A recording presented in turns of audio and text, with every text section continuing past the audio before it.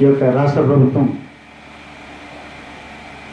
గతంలోనే ఈ యొక్క పథకాన్ని తీసుకొచ్చి మరి ప్రతి మండలంలో 2 గ్రామాలు చిన్న గ్రామాలుగా ఉన్నటువంటి వాటిని పైలట్ ప్రాజెక్టుగా తీసుకొని ప్రారంభించడం జరిగింది.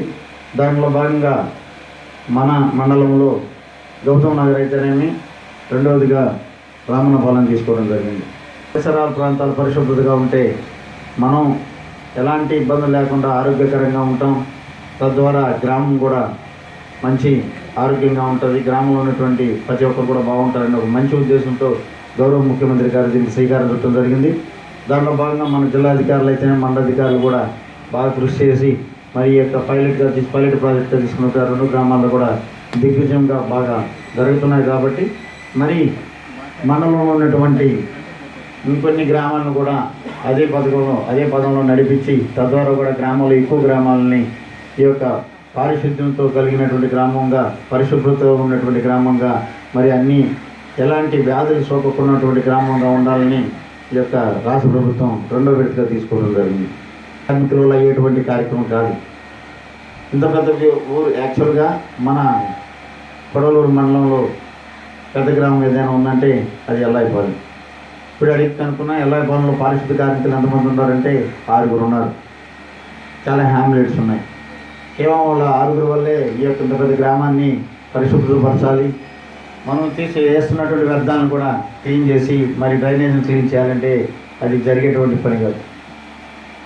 ఈ యొక్క పథకం ద్వారా, ఈ యొక్క స్కీమ్ ద్వారా మీ అందరికి నేను మనం చేసుకునేది ఏంటంటే ప్రతి గ్రామంలో ఉన్నటువంటి ప్రతి పెద్దలైతేనేమి, చదువుకున్న పిల్లలైతేనేమి, మరి వాలంటీర్లు అయితేనేమి, గ్రామ సచివాలయ సిబ్బంది ప్రతి ఒక్కరు కూడా మనం ఏదో ఉద్యోగం చేసి వెళ్ళిపోతున్నాం అనే విధం కాకుండా మన ఈ గ్రామంని ఏ విధంగా సరే మంచి పద్ధతిలో తీసుకురావాలి. చుట్టుపక్కల గ్రామాలకి ఎల్లాయిపాలెం గ్రామం మార్గదర్శకంగా ఉండాలి.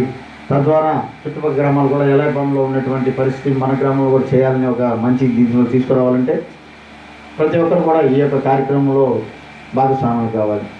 మరి ముఖ్యంగా ఇక్కడ ఎంతోమంది పెద్ద కుటుంబాలకు సంబంధించిన వారు ఉన్నారు. బాగా సెటిల్ అయినటువంటి చాలామంది వాళ్ళు బయట స్థిరపడేటువంటి పెద్దవాళ్ళు ఉన్నారు. మరి ఇక్కడ ఉన్నటువంటి నాయకులు అయితేనేమి, మరి ఇక్కడ ఉన్నటువంటి సెక్రటరీ గారు వీళ్ళందరూ కలిసి ఒక టీంగా ఏర్పడి ఫస్ట్ దాతల్ని మనం చూసుకొని కనీసం ఇక్కడ ఉన్నటువంటి ఎన్ని కుటుంబాలు ఉన్నాయి మనం డస్ట్బిన్లు ఇవ్వాలి.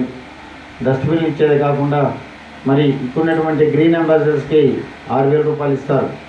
బట్ అంతమంది సరిపోతారా? ఇంత పెద్ద గ్రామానికి ఎక్కువ హ్యామ్లెట్స్ ఉన్నాయి, దూరంగా ఉన్నటువంటి హ్యామ్లెట్స్ ఉన్నాయి అన్నీ కూడా.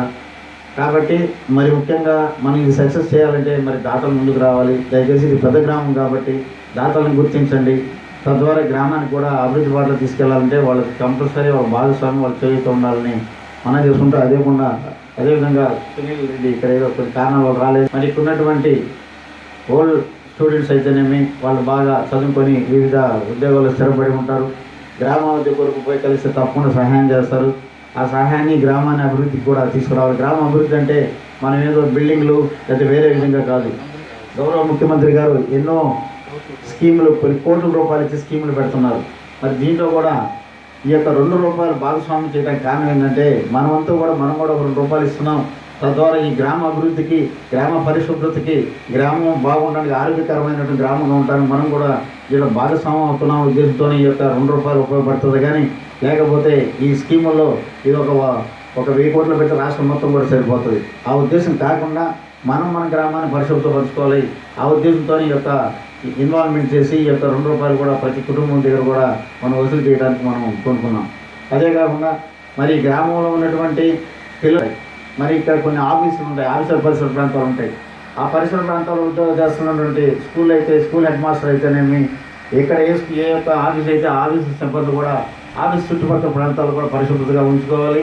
మరి ప్రతి ఒక్కరు కూడా దీనికి అందరూ కలిసికట్టుగా పనిచేస్తేనే మనం ముందుకెళ్తాం. కాబట్టి ఏ యొక్క మంచి ఉద్దేశంతో రాష్ట్ర ప్రభుత్వం ఈ యొక్క కార్యక్రమాన్ని చేపట్టిందో మనందరం కూడా ఈ కార్యక్రమానికి చేయూతనిచ్చి భాగస్వాములయ్యి మనం చేస్తేనే ఈ కార్యక్రమాన్ని కూడా మనం ఈ యొక్క ఎల్లాయిపాలెంలో మరి మేడం గారు చెప్పినట్టు అన్ని రకాల ఏర్పాట్లతో, మనీ హంగులతో, మరి ఎలాంటి జబ్బులు లేకుండా మీకు అందరూ తెలుసు మనం కోవిడ్తో చాలా ఇబ్బందులు పడతా ఉన్నాం.